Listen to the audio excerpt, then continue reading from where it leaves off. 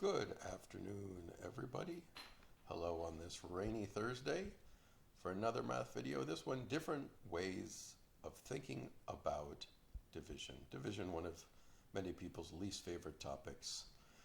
So I'd like to suggest that we talk about it in different ways. So let's talk about the relationship between multiplication and division. We've got five friends, and each friend spends $10. How much do they spend in total? This would be a multiplication problem. We'd go 10 times 5, and we'd have $50. We can also have a similar type of problem with the same information. Together, we've got these five friends. They spend $50. If they all pay the same amount, what do they each spend? Well, that's a division problem.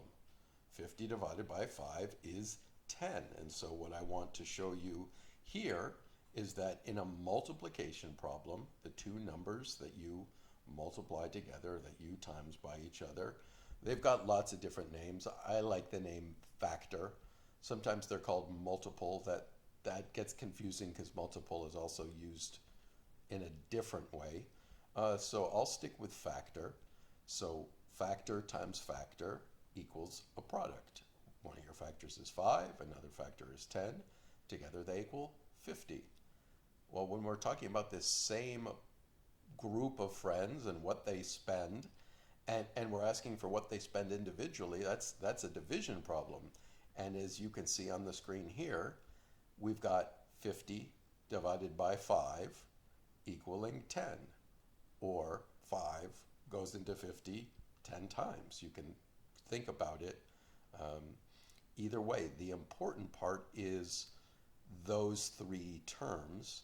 The 5 is the divisor, the 5 is outside the house, the 50 is the dividend, it's inside the house, and the 10, the quotient, the answer, is on top of the house. So those are some of the key points that I wanted to talk about there, this relationship between multiplication and division and the similarity between it. And we can see 5 times 10 equaling 50, and 50 divided by 5 equaling 10.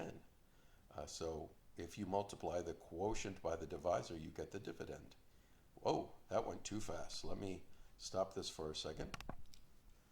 So let me go back here. Our video went too fast.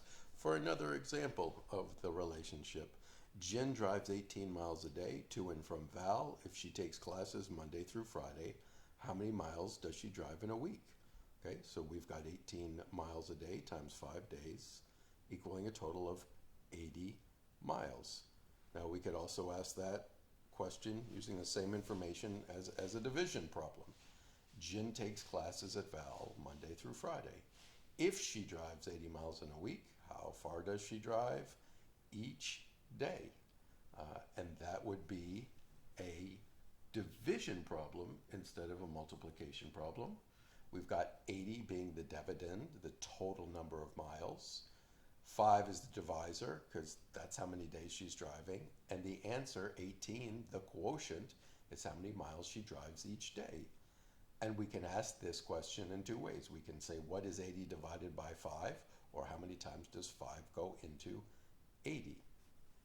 And once again, pointing out that we can check this answer. If we multiply the divisor times the quotient, we get the dividend. Just like we multiply a factor times a factor to get a product, 18 times 5 equals 80 at the top.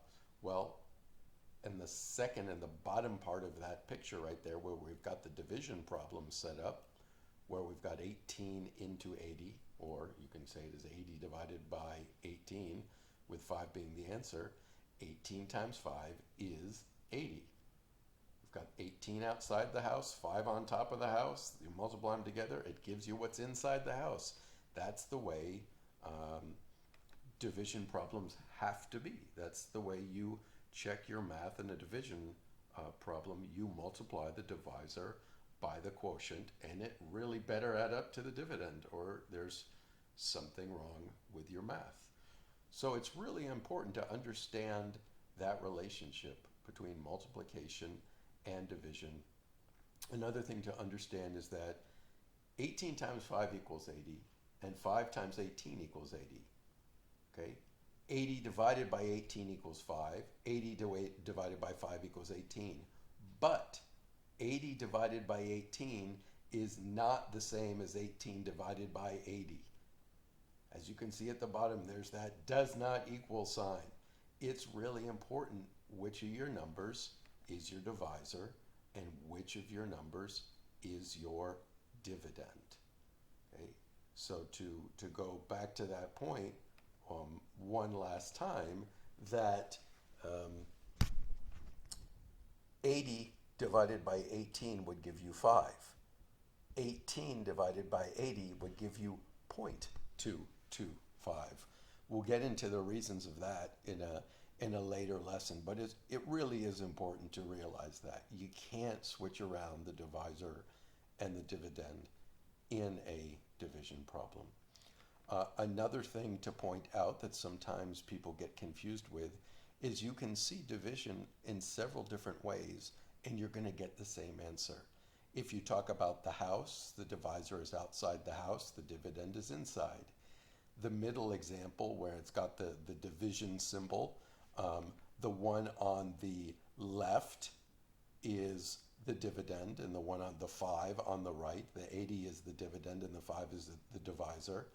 And if you do it with the line, with the number on top and the number on bottom, the number on the top is the dividend and the number on the bottom is the divisor. So we're asking the same thing in each of these problems, and you can ask it one of two ways. How many times can 5 go into 80? Or how many times does 80, can 80 be divided by 5? It depends which way makes more sense to you to think about it. But you should get the same answer no matter how you write the problem and no matter how you solve the problem. You can use it. What we'll be talking about later in the week is using multiplication strategies to solve a division problem or using division strategies. So we'll talk about both of these things. For an example problem, here's a word problem. Steve drank 35 cups of coffee last week. If you drink the same number of cups each day, and there's 7 days in a week, how many cups did he drink each day? 35 is your dividend, 7 is your divisor, 5 is the quotient. The answer, he drank 5 cups every day, and we can check it. Is the divisor times the quotient equal to the dividend? Yes, 7 times 5 does equal 35.